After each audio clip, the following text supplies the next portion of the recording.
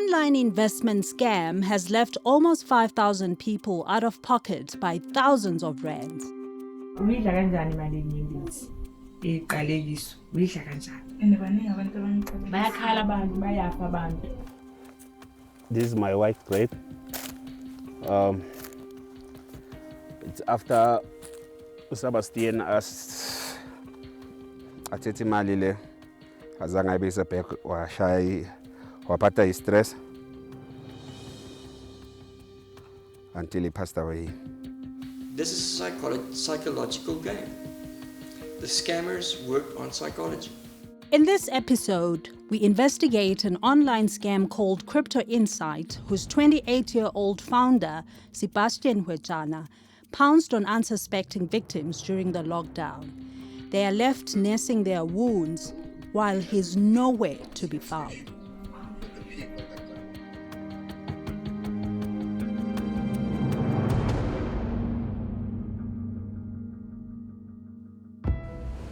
If you want to catch fish, you use fish bait.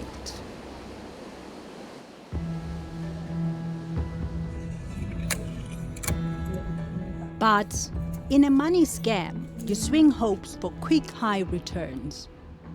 That is how Sebastian Hwejana, a self-styled CEO of Crypto Insight, an alleged investment company, lured his victims. The name crypto suggests that the company was trading in cryptocurrencies, or simply put, online money. But as hopeful investors later found out, it was all a sham. Hwejana promised 100% return on his investment within 30 days. The scam ran for about 3 months, from April to June this year. During this time, it is alleged that he scammed around 5,000 people. All his victims lost money. For some, the loss went far deeper and is irreplaceable. Our investigation began with a trip to Mpumalanga, in KwaGuqa, a township outside eMalahleni. We went to meet one of the people who emptied his family savings by investing through Crypto Insight. Come in. Hello, Budzak. Hi. Ngiyaphila njani? Zakaria Sitole says he was skeptical about the investment at first, but when he saw that his now late wife Innocentia, who was already investing, was coining it, he also decided to participate. We joined him as he went to visit his wife's grave, whom he believes died as a direct result of the stress from the scam. Initially, your wife put in 7,000 rand. Yes. And within 30 days, she got 15. Got 14,000. Got 14. Yes, 14,000. So it was 14,000. Yes. All right. And then together, you put in 15. 15,000, yes. Okay. And each one of you got 30. 30. Lawo ma-payment lawo abesiwenza lawo different 15 5 yenza 20 like umuntu 15,000. He had been unemployed for 2 years and says he saw the investment as a golden opportunity to improve his family's fortunes. The investment was run on a WhatsApp group, and Hwejana, the investment company CEO, made regular appearances on the group. Within this next 6 months. So I want you guys to write a goal that you want Crypto Insight to assist you with in the next 6 months. Okay? It could be anything. It could be any goal. You don't need to share with me. It could be any goal. It could be a goal that you want to pay off your debts. It could be you want to deposit a new car. You want to build a home. Or it could be a simple goal that you just want to put food on the table during these tough times. Okay, because motivate acela ukuthi at least everyone njengoba si-investor ku-his company ne, so then ukuthi icela sibe si-testify ukuthi yini into ozobe uyizuzile from kulesikhathi lesi asibekile, because bekasibekele u6 months uyabona, athi kulo 6 months lo you want to see us on another level. Mhlambe maybe someone athi who invest in crypto, who take into someone who invests in crypto, who take a brand new car, yeah, or maybe finish. The family wished to invest in property. They want to buy a property actually. So if Masi faki imali ku crypto, then sizoba nemali enough for ukwenza ukuthi sikwazi to buy another property. Together with his wife, they invested 270,000 rands at the beginning of June. And where did this money come from? Was it from your savings? Did you get a loan from the bank? Where did you get the money from? My savings and the money that we save for our kids, and the other one come from the car because we sell the car. How much was the car? The car was 35,000. They were told that they had to wait for the end of June to cash in on their investment. They were expecting a payout of 540,000 rands. For the investment, you would get 100% of the return within 30 days. Yes. So where was he getting the extra money from? Ushuthi beka athatha le mali ayo investor online, yes. Beka investor lapho online, then bese ke thina sinikeze le return le 100%. And then yena beka benefit in from there. Yena bekenza more.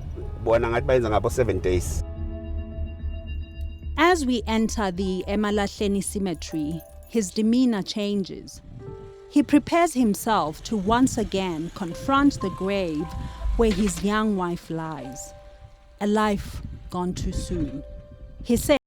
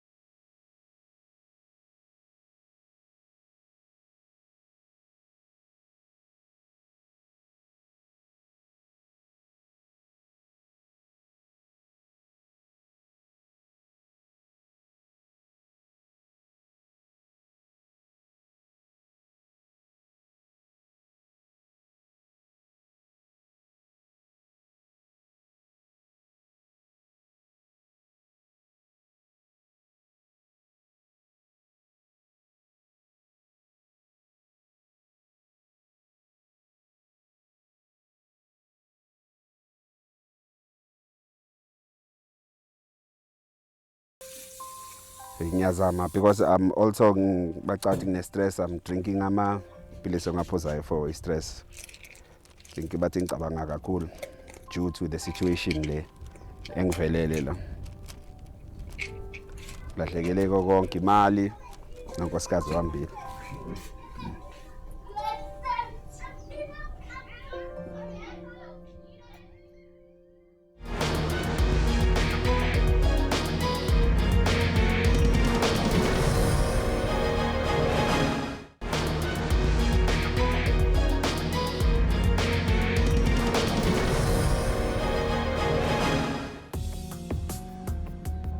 during the lockdown, a sham investment company based in KwaZulu-Natal with keen investors from all over the country was convincing enough to entice over 5,000 people, many of them out of their life savings.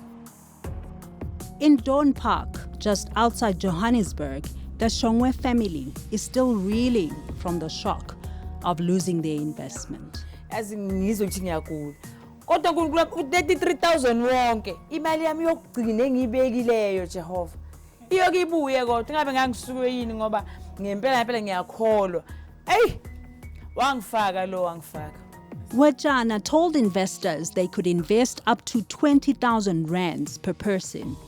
Hoping to maximize on making a profit, Bongile Shongwe invested more funds under her children. That is why ngafaka lo ukhuphu 11,000 usiya 11,000 uwe 5,500 unkonzo 5,500.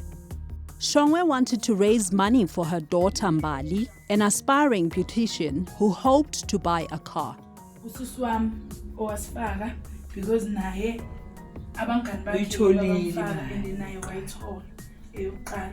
So ubekana abantu bayayidla imali. And namangena before ngifake invest ngaqale ngahlala I think 3 days ngabona ama proof abantu bafaka ama message. Umuntu ufake 5,000 ubuyela 10,000 ufake 15 ubuyela 30. So I was like hey singayiyeki le opportunity. Mina bengiyathenga imoto ngayo.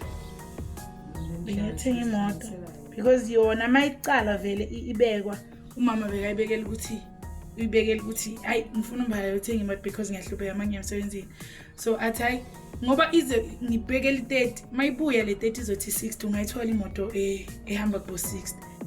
After waiting in vain for a month for their payout, they realized they had been scammed. Shongwe says her health took a knock as a result of the shock. Ishukela kunoshukela vele. Nishukela ne-high blood. So nje kwavele nje kwakhuphuka nje zona nje. Ngendaba yale mali. And wagula wayehla nasemzimbeni. Wayehla emzimbeni. Kwabona nawe umntwana uzophelelwe ithemba ukuthi lo muntu uzophila. And bekasathuthwa nezinto zabo lockdown, COVID ukuthi abantu abadala bathi babagulayo. So bekathuswa nalokho ukuthi yena njengoba noshukela izocala ngayo. Uyidla kanjani imali enyembezi? Iqalekiso. Uyidla kanjani? And baningi abantu abangiqala. Bayakhala abantu, bayafa abantu. Amela zinhliziyo abantu. Ngenxa nje imali. We traveled to Durban in search of Sebastian Wejana. This is also where the headquarters of Crypto Insight is supposed to be based. An initial search through his website shows him presenting himself as a high achiever. Among his achievements, he is an author and a financial expert. This also caught the attention of investors across the ocean. Jabu Phakathi, an expert from Durban, now living in the United Kingdom, told us via Skype how she was scammed. I was introduced by a close relative of mine about this investment called the Crypto Insight. Then I started putting money in May. Then I got 100% back. Then I put that money back again. How much did you put in May? I put 10,000 and I got 20,000. Then I took all that money back with the hope that I will get again double, and I added another money, 18,000 I took from my credit cards here in this country, and I introduced my colleague here in this country, which really gave me a hard time because when she was not getting her money, I was having hard time because even the friendship we had with this lady, we were sharing the flat, it really went sour. Other countries like the United States of America have laws against scams. But according to the South African Reserve Bank, South Africa doesn't have similar laws, which means duped crypto investors have no recourse. The bank says there's currently a draft working paper with recommendations on the treatment of crypto assets. It adds that investors are currently engaging with these companies at their own risk. It advises them to verify the legitimacy of these companies before investing. Special Assignment requested an interview with the police, but they had not granted it by the time of editing this program. In the absence of a regulation protecting people from such scams in South Africa, will these investors ever find justice?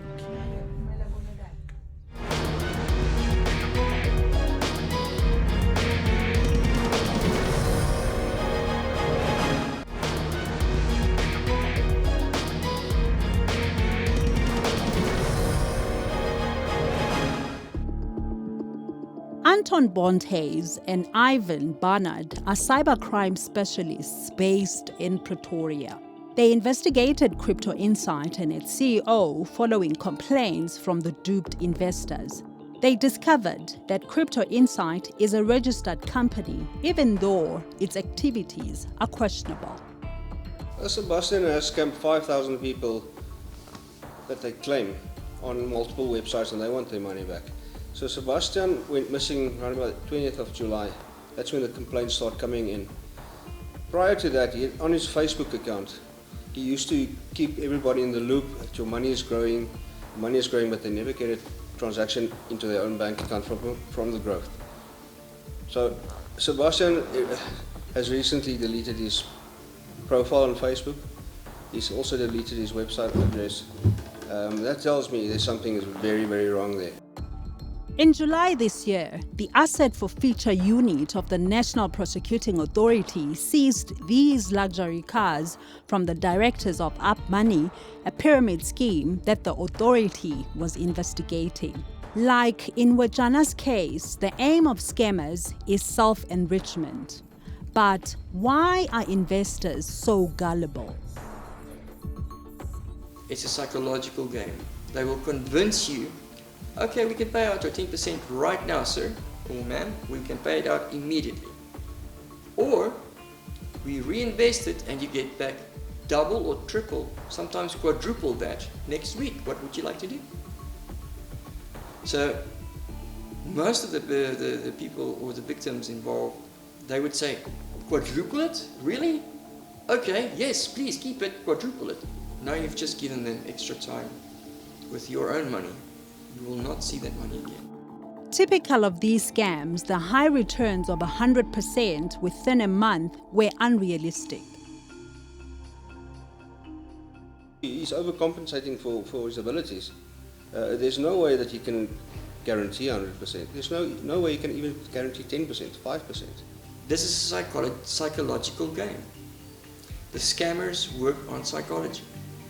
They start with small amounts and they repay you back within the first month. It typically lasts with a month. When they guarantee 10%, 20% returns, they pay it. And they're psychologically building trust with you. After a month, all that they did within that month, they just used Peter to pay Paul the entire time, until the big fish come in. And they dumped anything from 10,000 Rand up to the biggest one I've personally seen was just over 13 million Rand by one individual. Bonthase gave us Wejana's last known residential address. It is just a stone's throw away from the Durban city centre. We went on his trail to find out if he intends to return his investors' monies. But he was nowhere to be found.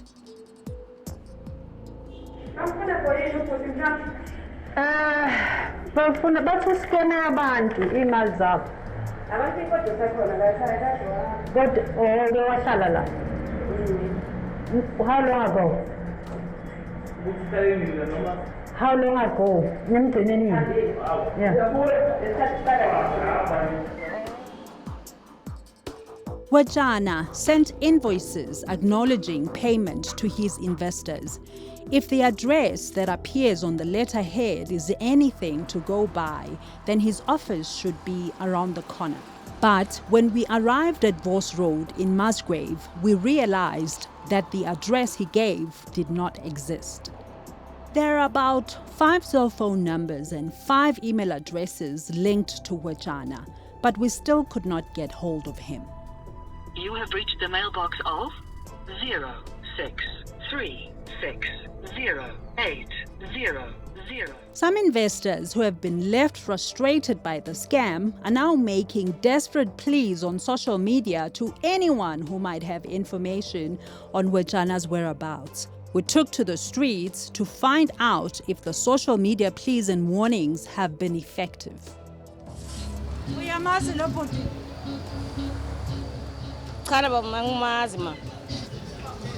No, I don't know. No. Lutho angimazi ma. Angimazi.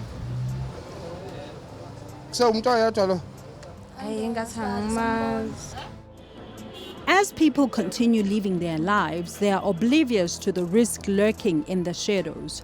It is now a race against time to find Wetjana and end his reign of deception before he resumes it, as scammers like him continue to thrive. A private investigator, Mike Ball-Hayes, who works with Anton Bond-Hayes, says various stakeholders need to work together to clamp down on these scams. There should be proper legislation, regulation by banks, cell phone companies, any platform institution. There are many fake bank accounts. There are many bank accounts that's just used just for a day with insiders just to run money through quickly, to confuse if there's an investigator.